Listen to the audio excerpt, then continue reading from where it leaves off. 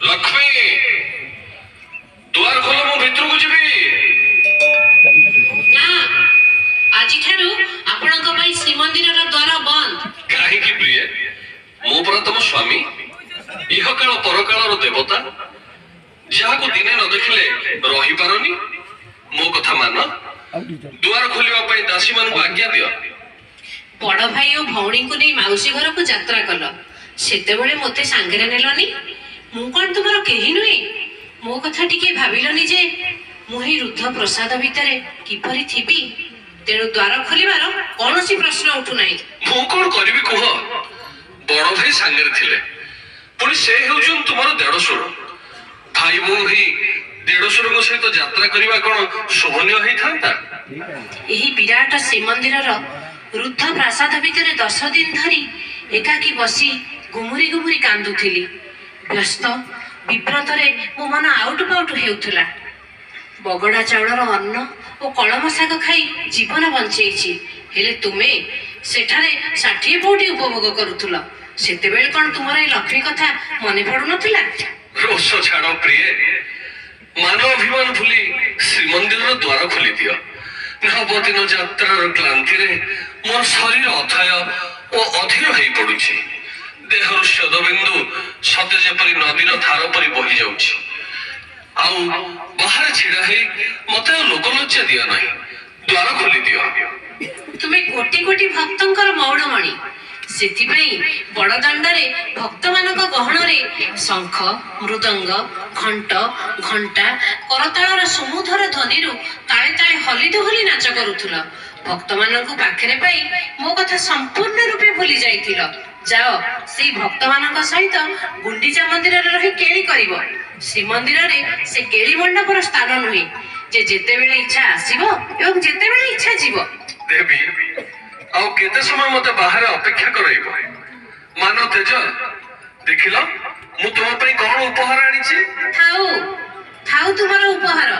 मोर से सब दरकार नाही एमिति मन मतानिया कथा मते कुह नाही थरटिए द्वार खोली देखो मु तुम पई नानादी रत्न अलंकार मध्य आनी छी सुवर्ण बाहुटी हीरार किरीटी नवरत्न बसाणी 74 रत्नमाला सब मु तुम पई आनी छी ए सब कथा कहि मते भुलेबा को चेष्टा कर नाही मते कोन तुमे अलंकार रा प्रलोभन देखाउछ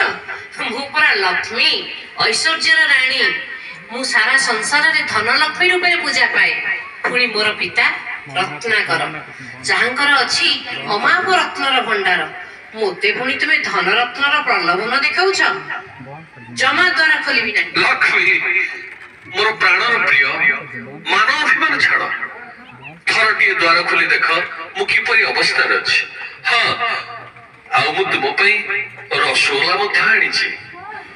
हौ ठीक अछि द्वारा मु गोटे शर्त रे खोलिबि जदि तुमे शपथ करी कहिबो जे तुमे आ श्रीमंदिर जगतर नाथ कोटि कोटि भक्तंकर मौड़मणि मोर अन्य नाम पतित पावन ये संसार रो पतित मान को उद्धार करिवा पई एहा थिला मोर घोष यात्रा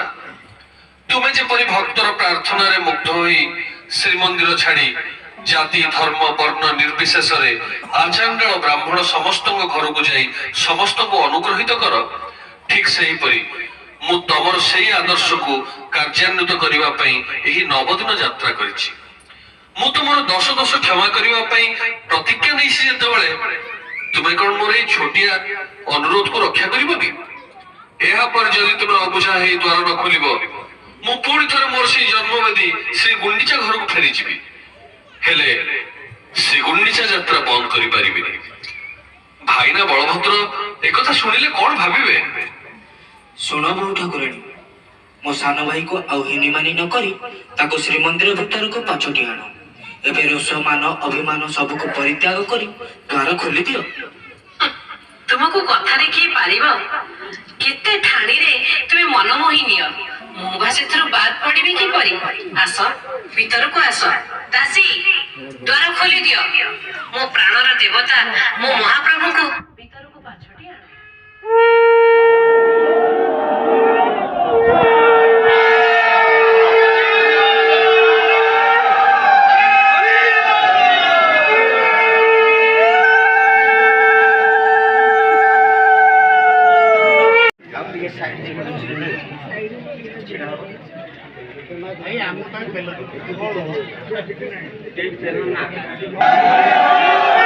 ପୂଜା ଯେ କରୁଛନ୍ତି ତାଙ୍କୁ ମନା କରୁଛନ୍ତି। ପୂଜା କରୁଛନ୍ତି ତାଙ୍କୁ ସାଇଡ କଲେ କଣ ହବ? ଏଇ ଛିଡ଼ା ହୁଅ, ଏଇ ଛିଡ଼ା ହୁଅ।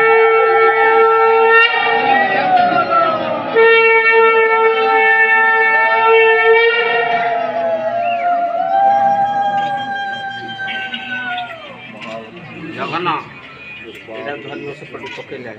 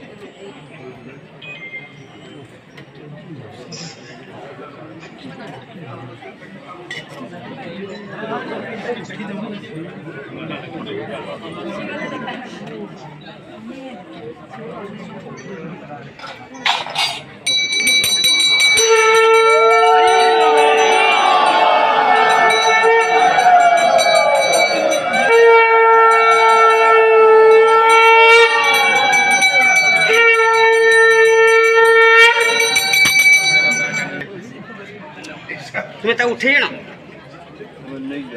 से भोगटा नहीं आस कौन बुझीपार ना हाँ